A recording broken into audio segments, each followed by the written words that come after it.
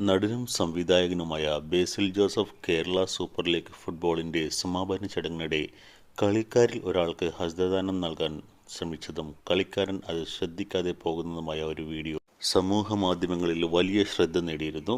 ഇതിനു പിന്നാലെ നടനെതിരെ സമൂഹമാധ്യമങ്ങളിൽ ട്രോൾ മഴ തന്നെയുണ്ടായിരുന്നു. സഹതാരങ്ങൾ ഉൾപ്പെടെ നിരവധി പേർ താരത്തിനെ കളിയാക്കിക്കൊണ്ട് രംഗത്തെത്തി. ഇപ്പോൾ അതുപോലൊരു വീഡിയോ ആണ് സമൂഹമാധ്യമങ്ങളിലെ ചർച്ചാ വിഷയം. സുരാജ് വെഞ്ഞാറമൂടിന് കൈകൊടുക്കാതെ പോയ ഗ്രേസ് ആന്റണിയുടെ വീഡിയോ ആണ് ഇപ്പോൾ വൈറലാകുന്നത്. ഇവർ ഇരുവരും കേന്ദ്ര കഥാപാത്രത്തെ അവതരിപ്പിക്കുന്ന ED എന്ന സിനിമയുടെ ഓഡിയോ ലോഞ്ച് ചടങ്ങിനിടെയാണ് ഈ രസകരമായ സംഭവം നടന്നത്. ഓഡിയോ ലോഞ്ച് പരിപാടിക്കെത്തിയ ഗ്രേസ് നടന്നു വരുന്നതിനിടെ പലർക്കും കൈകൊടുത്തു. നടി സുരാജിന് സമീപം എത്തിയപ്പോൾ അദ്ദേഹവും കൈനീട്ടിയെങ്കിലും ഗ്രേസ് ഇത് ശ്രദ്ധിച്ചിരുന്നില്ല. കയ്യിൽ തട്ടിയപ്പോഴാണ് ഗ്രേസ് സുരാജിനെ കാണുന്നതും കൈകൊടുക്കുന്നതും. ഈ വീഡിയോ ആണ് ഇപ്പോൾ